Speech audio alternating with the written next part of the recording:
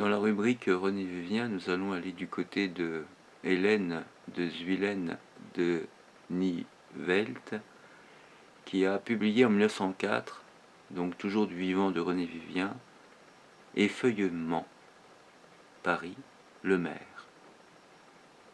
Variation sur un thème.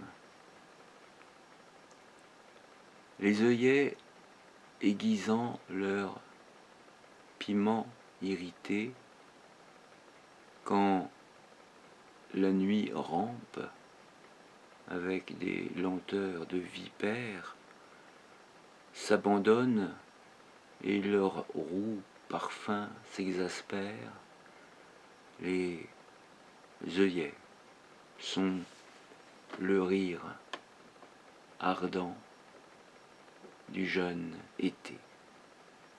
Leur véhémence fraîche et furieuse éclate, orchestre de couleurs, fanfare de soleil, et quand songent les yeux violets du sommeil, un peu d'ombre se mêle à leur riche écarlate.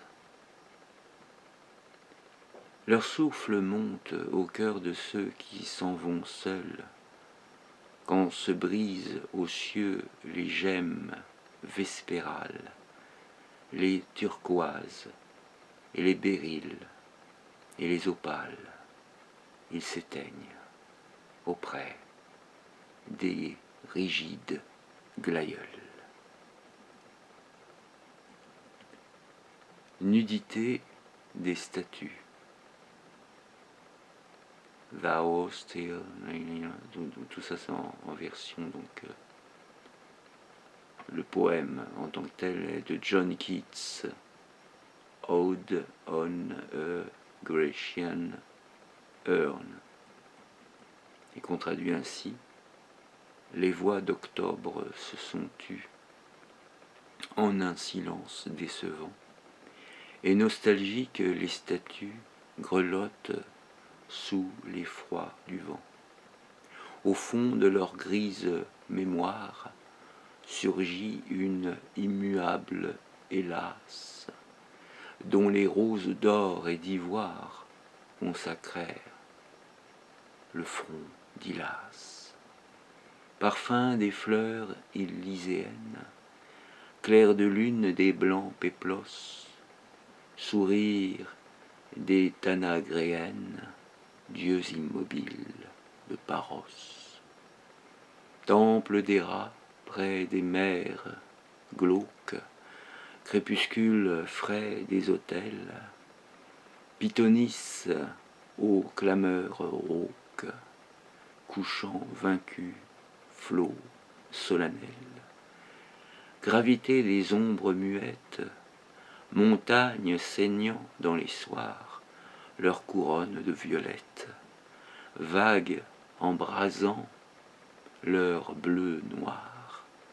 Voici l'impétueux cortège, des bacchantes aux larges yeux, voici le soleil et la neige du Parnasse mélodieux, voici la pompe des prêtresses et le murmurant défilé des vierges et des poétesses portant le pectis étoilé. Les voix d'octobre se sont tues en un silence décevant et nostalgique, les stances grelottent sous l'effroi du vent, l'aile pendante, une victoire s'assombrit auprès d'une Hylas. J'ai dit une Hylas, évidemment c'est écrit d'un Hylas, s'assombrit auprès d'un Hylas. Au fond de leur grise mémoire surgit une odorante hélas.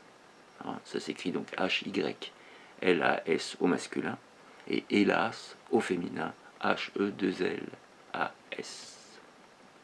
D'où l'erreur, évidemment. D'où le lapsus révélateur, évidemment. L'hiver, mais peut-être je vais faire peut-être par poème. Alors à bientôt, c'était donc les deux premiers poèmes de Effeuillement de Hélène de Zuylène de Nivelt officiellement, mais on se doute qu'il y a du René Vivien dans l'histoire, puisque ça a été publié en 1904.